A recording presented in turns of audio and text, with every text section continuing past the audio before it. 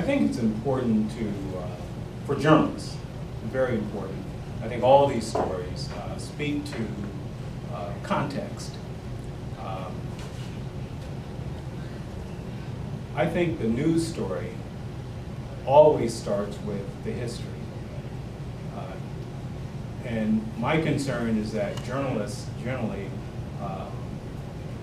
who are not from those particular areas, they parachute in, they try and get a fast read on what has gone down and what is likely to happen next, but they don't quite understand exactly what happened before.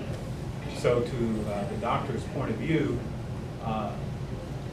in having reports, somebody needs to do some research on the ground to get a sense of what that community is all about. Is it unusual for that kind of circumstance?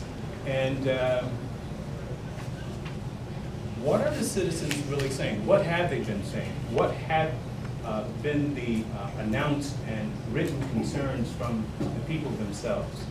That's a lot more work than just showing up and showing the video and going for the hype. And I do understand, by being in broadcast, much of our media today is driven by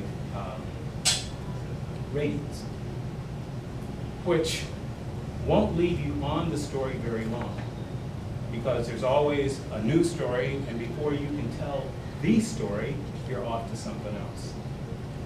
So my concern is that reporters understand first, don't believe what you see.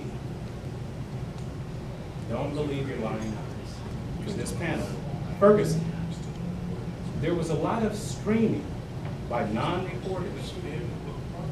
They just turn on the camera, let it roll, and people of generations younger than me, my son, of course, millennials, they track the streaming information, which is just what's happening on the ground. The argument is that reporters get it wrong. So they don't need a commentator to get their own sense and their own read on what's happening. They're believing their lying eyes. And they disbelieve our storytelling because we tell it in 35 seconds. How can you tell the Trayvon Martin story in 35 seconds? You can't do it. And you can't do it in a couple of sound bites. And you can't do it particularly with one in the room trying to overshout the other in the room. Just because you're the loudest guy in the room doesn't mean you have the information correct.